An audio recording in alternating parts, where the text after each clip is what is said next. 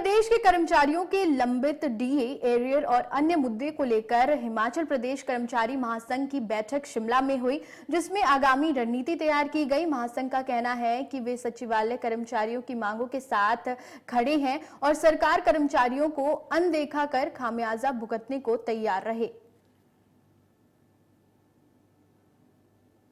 हम साफ कहना चाहेंगे, जो सचिवालय के कर्मचारी है वो पहले जो पिछला हमारा 20 में जब 20 जनवरी 2021 को गठन किया था महासंघ का, हमारा हिस्सा था और हमारे कंस्टिट्यूएंट है, हम उसके साथ खड़े हैं। और हम ये कहना चाहेंगे उनके इशू जायज़ है, उन्होंने अपने इशू नहीं, हालांकि जो स्टेट के कर्मचारी उनके इशू उठाए हैं, हो सकता है भाषा की शैली में कोई फर्क रहा हो, पर वो मुझे लगा दोनों साइड रहा है, तो सरकार को दखलंदाजी करनी चाहिए, उनसे वार्ता करनी चाहिए, जो डेडलॉक है उसे तोड़ना चाहिए। अभी हम उनके साथ खड़े हैं और जो भी यहाँ कार्य करनी आएगी, जो इलेक्ट होकर के आएगी, वो आगे फैसला लगे कैसे उनके साथ खड़े होना, कैसे उनकी मदद करना है, लेकिन डेफिनेटली उनके साथ खड़े हैं।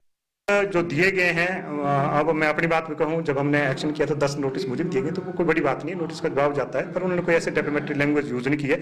जो बातें कही है, तथ्य पे कही है, हो सकता है कहीं की हो यूज, तो उसका भी सरकार देखे कि वो उसके परिवार के सदस्य हैं और उन्हें माफ किया जाना चाहिए और उनके साथ वार्ता की जाए। क्या ये लड़ाई आगे ज्यादा चलेगी डीए और उसके ऐसा देखो, ऐसा मुझे लग रहा है सरकार और जो कर्मचारी के बीच में एक तालमेल रहना चाहिए।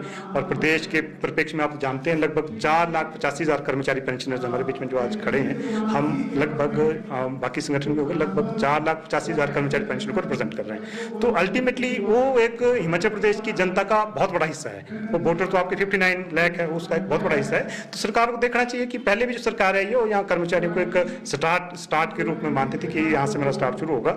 तो मुझे लग रहा है वर्तमान जो सरकार बैठी है, उसको अपने इस पर चिंतन करना पड़ेगा। जिस तरह से कर्मचारी से शिफ्ट कर रही है, तो अन्यथा उसको उसका एक खामियाजा भुगतना पड़ेगा, क्योंकि कर्मचारी में आज हम देख रहे हैं कर्मचारियों में भारी क्रोश है।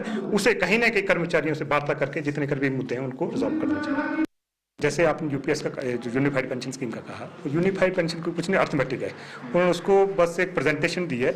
और इसमें सबसे बड़ा नुकसान है कि जो पहले कर्मचारी को कंट्रीब्यूशन वापस आता था 60%, लेकिन अब वो कुछ नहीं आएगा। अब उसको पेंशन उस प्रोपोर्शनेट में कर दिया, लेकिन वो कंट्रीब्यूशन वापस नहीं आएगा, तो बहुत बड़ा नुकसान है। तो मुझे लग रहा है जो यूपीएस है वो एनपीएस से वर्स्ट है, तो इस करके हम इसका विरोध कर रहे हैं और हम मांग कर रहे हैं कि सभी जगह ओपीएस लागू कीजिए। और दूसरी बात कही जा रही है जो आपका सैलरी और पेंशन का है, और मुझे लग रहा है गवर्नमेंट का एक बहुत बड़ा जिम्मेदारी है, क्योंकि जो कर्मचारी, हम ऐसा तो नहीं कि चैरिटी हम मांग रहे हैं, ये तो हमने श्रम किया होता है, मेहनत की होती है, पेंशन भी कमाई होती है, सैलरी भी कमाई होती है। और गवर्नमेंट को जिम्मेदारी से आगे आना चाहिए और उसकी कोशिश रहनी चाहिए कि पहली को उसकी पेंशन और उसकी सैलरी कर्मचारी